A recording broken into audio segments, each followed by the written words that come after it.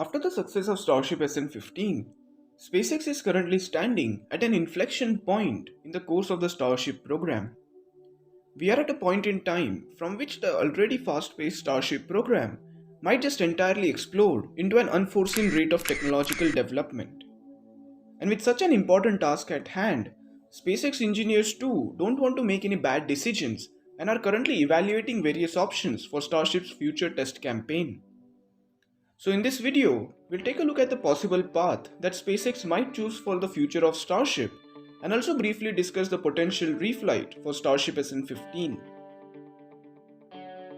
With the success of SN15, Elon Musk and his team have their eyes set on the July 1st deadline for Starship's orbital flight test.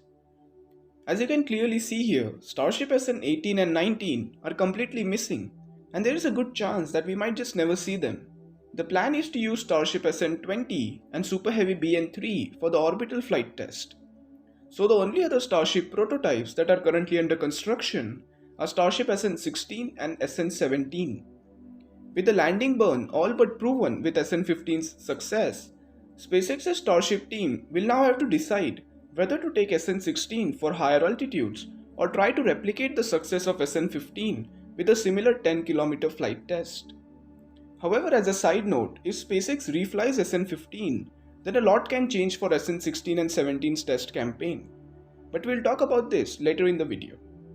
Coming back to SN16, going for higher altitudes like 20 kilometers or more will have its own advantages. For starters, with higher altitude, Starship SN16 will reach higher velocities during ascent. This will test the structural integrity of the Starship prototype, and it will give SpaceX engineers invaluable data on how Starship might behave during the orbital flight tests.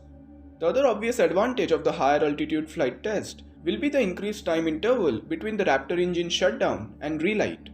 Even though the upgraded Raptor engines exceeded all expectations with Starship SN15's flight, there is still an important unanswered question about the test flight. You see, the plan for the landing burn for Starship SN15 was to relight all the 3 Raptor engines and then shift to 2 engines for the final phase of landing.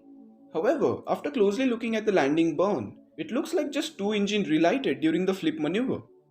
There is a small possibility that one of the 3 Raptor engines might have faced some issues during the flight and the flight computer intentionally relighted only the 2 Raptors. Elon Musk has stated in the past that Starship's flight computer can decide which Raptor engine to relight based on the real-time data that it receives during the flight test.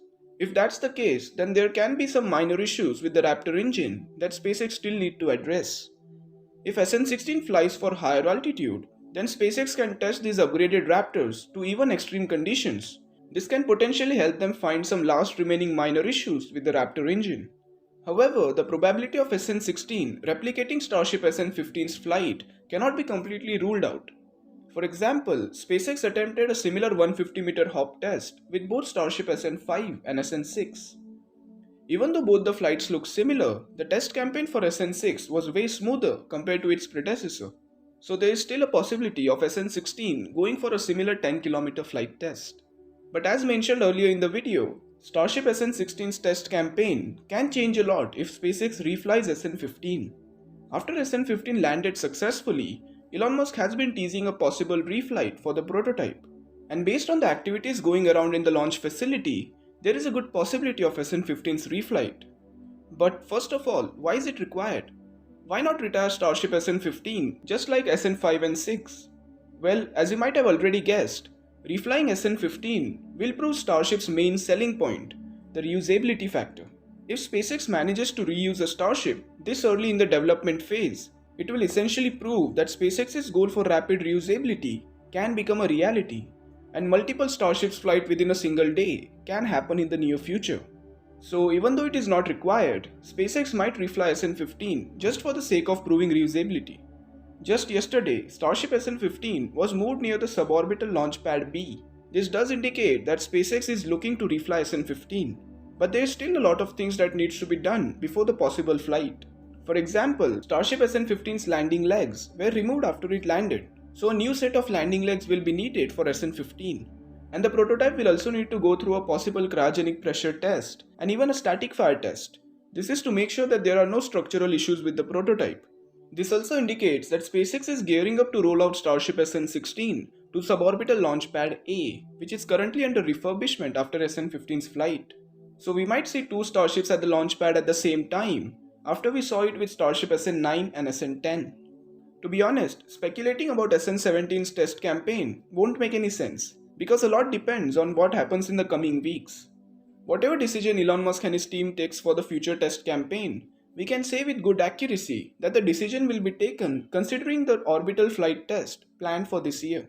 And if a particular path can accelerate the future timeline for Starship, then it can be the path that SpaceX will most likely choose.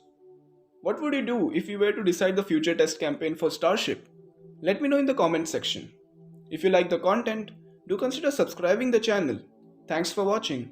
Have a nice day.